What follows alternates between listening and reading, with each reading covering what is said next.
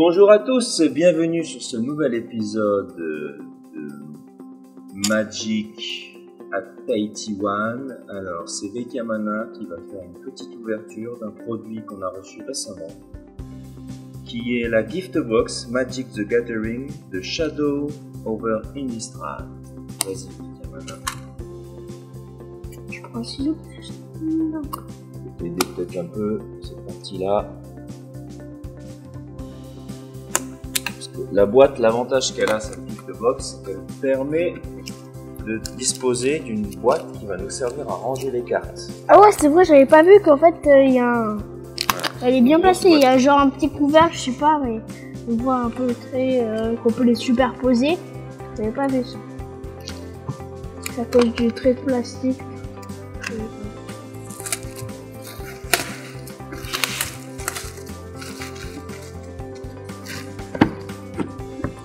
Ah, c'est comme la boîte du petit booster, enfin le truc pour apprendre, enfin, je sais pas. Alors, ça commence par Un gros carton qui bloque tout, voilà. 5 boosters. D'autres cartes, je sais pas, peut-être des terrains. Je sais pas, on va voir. Allez.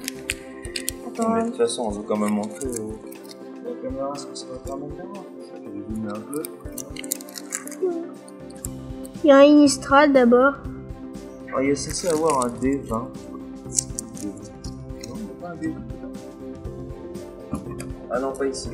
Pas de D20. Il y a où le ciseau? Alors, je vais... Il y en a où est le ciseau? Bonjour. Ouch.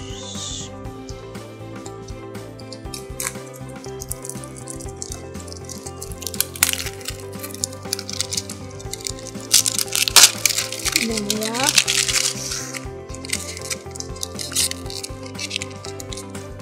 Et papa, ils sont un peu changés. Tiens, devant.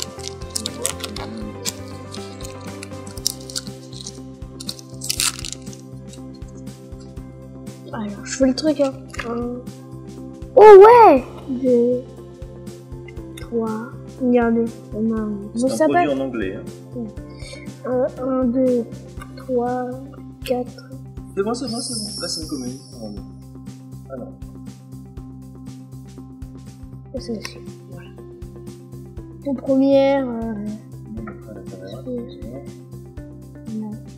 Inspiring Captain, Deny Existence, Stone Rider Spirit, Loneyard Explorer, Farborg Revenant, Rush of Adrenaline, Rabbit Bite, Arms of the Vein, Reduce to Ashes.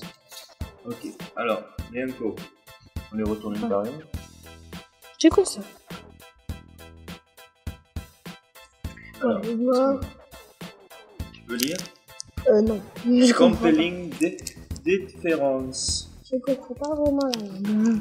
Moi, je comprends l'anglais, enfin, je sais plus. Je peux pas trop dire l'anglais. C'est un instant qui permet de retourner le permanent non-terra dans la main de son propriétaire, et ensuite ce joueur se dépose d'une carte si on contrôle un zombie. Alors qu'est-ce qu'on a là? Créature zombie, ouais. Zombie. Ouh, un cheval zombie. 4-4, pas mal. Ghoulsteed, une 4-4 de type zombie cheval, et qui a la capacité suivante. Bon, elle coûte 5 mana. Pour 1 mana noir et 2 incolores, on se dépose de 2 cartes et on retourne cette créature du cimetière en jeu engagé. Oh, ouais. On va mettre ici. Voilà, il y a Rise the Tides. Alors, mettez une... Hop. Un sortilège de 2 zombies noirs. Alors, mettez une créature de 2 zombies sur le terrain, en jeu. Pour chaque éphémère et chaque sortilège dans votre cimetière. Ça fait quoi? Si par exemple tu as 10 éphémères et 3 sortilèges dans ton cimetière, 6 mana tu mets 13 zombies en jeu. Et donc ça. Olara, Asylum Visitor. visiteurs de l'asile. Alors c'est une créature C'est pas la 3-1. Ah, si. Une créature 3-1 qui dit ceci. Au début de l'entretien de chaque joueur, si ce joueur n'a pas de carte en main, vous piochez une carte et vous perdez un point de vie. Ouais, c'est pas super. Mais celle-là. Elle a la folie, c'est-à-dire que si on doit se défausser de cette carte, on peut la jouer pour son coup de folie. Ouais, après, il y a celle-là. Abyssian Missionary. Donc ça commence par être une créature 3-3 pour 4. À la fin de notre, au début de notre étape de fin, si la créature est équipée, on la transforme et elle devient Inquisitors 4-4. Et que lorsqu'elle est transformée, on peut exiler une autre créature jusqu'à ce qu'elle quitte le terrain de jeu. Après, c'est sa carte qui va avec, on va invoquer, voilà. Prochain booster.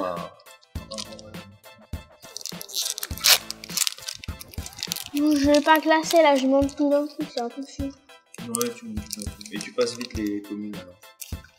Je trouve qu'il y en a un truc cool. Comme Counterspell, même si c'est pas possible.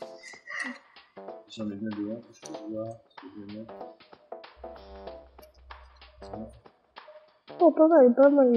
Ah ouais, celui-là, il est bien. Oh, mais les autres, j'ai jamais vu. Oh, pourquoi le sanglier zombie dont tu parlais? C'est lui? Non, vas-y, continue. Alors, Jade Blast. 2 dommages à la créature ou au joueur ciblé. Et qu'est-ce qu'elle a aussi? En plus, alors si on paye un mana bleu et 2 incolores et qu'on exile Gatehast du cimetière, on peut copier un éphémère ou un sortilège qu'on contrôle. Et on peut choisir des nouvelles cibles pour la copie. Ah, c'est bien, en fait, il peut à la fois faire un petit choc sur une créature et puis copier un éphémère par la suite. C'est une bonne carte. Genre des papillons qui sortent de la tête. Alors, qu'est-ce que ça veut dire? Fleeting Memories. Quand son enchantement, quand il arrive en jeu, on investigate. Donc on met une créature, un artefact clou en jeu qui dispose de la capacité suivante, payer 2 et sacrifier cet artefact, on pioche une carte. Dès qu'on sacrifie un indice, un clou, le joueur ciblé met les 3 cartes de sa bibliothèque, les 3 cartes de dessus sa bibliothèque dans son cimetière. Ok, après on a ça. 2-2. Alors le prophète fou. Le prophète fou, donc il y a la célérité, une 2-2 pour 4, bon, ça fait un petit peu cher, et qui a la capacité, en se tapant et en défaussant d'une carte, de piocher une carte. Pour du rouge, ça reste quand même intéressant. Et là on a un des terrains doubles de l'extension terrain sur Shadow over Innistrad. Donc c'est un terrain qui fait du mana vert et du mana blanc, à la condition qu'on doit révéler une forêt ou une plaine dans sa main pour qu'elle arrive en jeu détapée, sinon elle arrive en jeu engagée. Ça, encore une double, je sais pas pourquoi. Encore une double, donc toi, il n'y a pas la carte qui va avec pour l'invoquer. Alors, elle commence comment? Elle commence comme ça, c'est une 2-2 pour 3, et quand elle meurt, elle revient en jeu transformée sous la forme d'un équipement qui donne +1/+1 à une créature. Et lorsque la créature, si la créature est équipée, elle a la menace. Si la créature équipée est un humain, elle a la menace. C'est qu'elle ne peut pas être bloquée, à moins d'être bloquée par 2 ou plus. Après, il y a ça, c'est ça. Voilà, donc ça c'est le fameux indice qui est créé par de nombreuses cartes dans cette extension. Encore le 3e chat.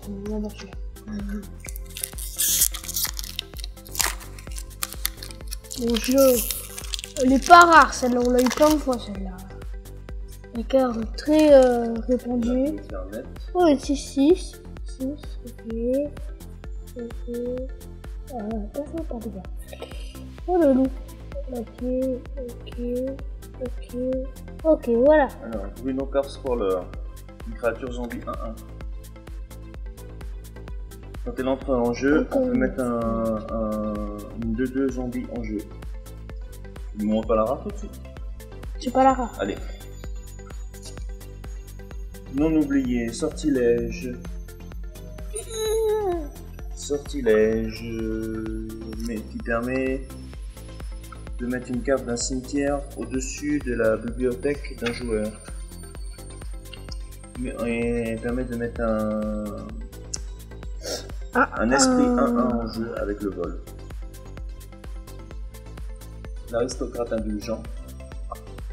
Donc c'est une 1-1 vampire lien de vie. Et pour 2, en sacrifiant une créature, on met un compteur +1/+1 sur chaque vampire qu'on contrôle. Ça, c'est une bonne créature si on fait un deck vampire. C'est bien ça. Voilà notre Mythique. carte rare. C'est mythique. Donc c'est le Gitrod Monster, donc une mythique, une 6/6 pour 5, qui a le Death Touch. Donc dès qu'elle fait des blessures à une créature, cette dernière meurt. Elle est bien. Oui, ça va. Et au début de notre entretien, l'entretien de la personne qui contrôle cette créature, on sacrifie cette créature à moins de sacrifier un terrain. Et on peut jouer un terrain supplémentaire à chaque tour. Dès qu'un terrain est mis dans un cimetière depuis n'importe où, est mis dans notre cimetière depuis n'importe où, on pioche une carte. C'est bien quand même. Encore une double. Alors la double, c'est quoi la double? Aberrant Researcher, ça commence en 3-2 pour 4. Vol. Au début de notre entretien, on met la carte du dessus de notre bibliothèque dans le cimetière. Si c'est un éphémère ou un sortilège, on transforme et ça devient Perfected Form. Donc un insecte 5-4 vol. Pas mal. Après, Suffit. simple.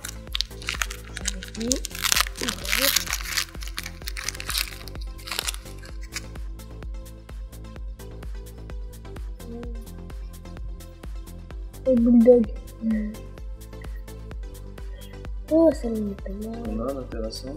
Ouh, je peux voir intéressant. Mais de retour, excuse-nous pour l'interruption. T'as qu'ils raté. Stancia Masquerade, un enchantement. Les créatures que vous contrôlez ont le first strike.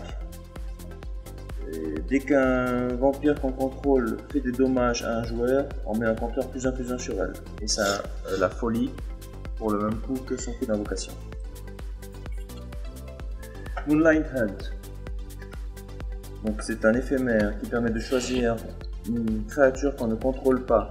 Chaque créature qu'on contrôle qui est un loup ou un loup-garou font des dommages égaux à leur force à cette créature.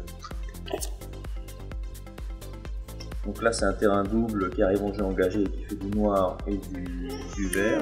Full orcade. Bien un instant. Là, on a Inexorable blanc. Je sais pas ce que c'est trop. Regardez. Attendez, je vais vous montrer. Non, je passe. Regardez. Alors, Inexorable Blob. C'est un ooze 3/3, Delirium. Dès que l'inexorable blob attaque, s'il y a 4 ou plus de types de cartes dans notre cimetière, on met une carte 3/3 Green Ooze, créature token on the battlefield, donc une créature identique qui attaque comme elle. Et on a un chasseur solitaire, donc une 3/4 qui peut devenir une 5/6.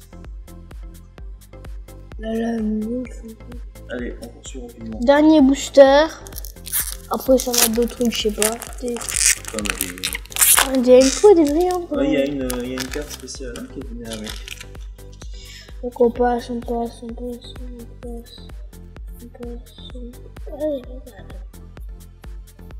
voilà. Alors, collecteur de dents. Donc une 3/2. Ouais, encore. Ouh, ça c'est super ça. Ça c'est super, c'est la carte très chère. Alors, Pas celle-là. collecteur de dents, c'est une 3/2. Quand elle arrive sur le champ de bataille, la créature ciblée qu'un adversaire contrôle gagne -1/-1 jusqu'à la fin du tour. Elle a le délirium, c'est-à-dire que s'il y a plus de 4 types de cartes dans notre cimetière, et une autre créature peut gagner aussi un compteur -1/-1. Donc c'est un enchantement de créature, Griffboon, pour 1 mana blanc, qui donne +1/+0 à une créature et le vol. Et elle peut aussi revenir depuis le cimetière et attacher directement une créature. Alors, qu'est-ce qu'on a là? Ah oui, d'accord, en fait on a des belles cartes là aujourd'hui. Donc là, on a un Crawling Sensation, un enchantement au début de notre entretien. Si on peut mettre les 2 cartes du dessus de notre bibliothèque dans notre cimetière. Si un ou plusieurs terrains sont mis dans notre cimetière depuis n'importe où, pour la première fois pendant chaque tour, on met un créature 1/1 insecte en jeu. Et voilà la rare. Donc c'est Anguished Unmasking. Donc permet d'exiler un permanent ciblé qui n'est pas de type terrain. Et on perd 3 points de vie. Super carte les gamins. On peut tout exiler sauf un terrain. Imagine un peu la puissance. Alors la carte double.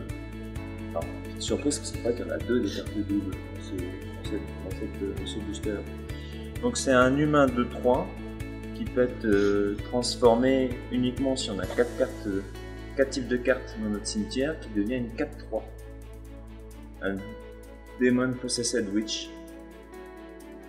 Après une autre rare quoi. La super rare, donc Westvale Valley. C'est un terrain qui peut se transformer accessoirement en une petite 9/7, vol, lien de vie indestructible et célérité. Donc là, cool. Super pioche. Cool, tiens. La carte. Alors on va terminer ce... Attends, mais c'est ça après. Oui, on pourra montrer, mais on va terminer rapidement quand même sur la carte spéciale qui est fournie avec... Les cartes. C'est des terrains, hein. Tu verras. Il y a quand même carte. une carte promo. C'est une carte particulière. C'est une édition, une version modifiée du vampire Berserker. Ravenous Bloodseeker, pour 1 mana, 1 rouge et 1 incolore, c'est une 1/3 qui peut gagner +2, -2 en défaussant d'une carte. Très logiquement, on ne défausse qu'une seule carte. Sinon, on l'a tué. Ok, donc les terrains. Qu'est-ce qu'on a d'autre qui est fourni dans cette gift box? Je sais pas, genre des plaquettes. Je sais C'est pas. ça, un séparateur. Un séparateur de cartes. Oui, c'est quand on les Il y a range. des différentes, il y a ça. Toujours avec la même pierre, regardez, vous voyez.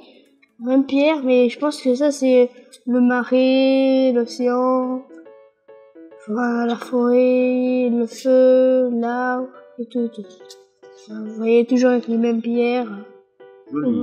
C'est beau. Ouais. Et je crois savoir qu'il y a des autocollants aussi pour Voilà. customiser les séparateurs. Oh cool. Voilà. Oh, pas mal, regardez. Voilà, donc on peut classer par couleur, blanc, bleu, noir, rouge, vert, par si elles sont rares, communes, uncommune, non commune, mythique rare, après par type, créature légendaire, artefact, ça dépend de la manière dont on veut ranger tout ça. On peut même classer des boosters, non triés, spécial, standard, moderne, en fonction de ce qu'on veut. Voilà. Pas mal. Oh, Avec c'est bien ça. toutes les icônes des extensions connues. Il y a plein tout. Il manque un certain nombre d'extensions. Ah non, Attends. il y a quand même pas mal d'extensions. Il n'y a pas celle qu'on a créée par contre. On remonte toutes les icônes du moderne. Nous on est là, le Donc, dernier. on a toutes les extensions du moderne. Même le shuriken. Oui, Le petit shuriken là. c'est en moderne. Voilà, merci à vous et merci de nous suivre. J'espère et que ça vous a plu. Voilà. Au revoir. Vidéo, au revoir.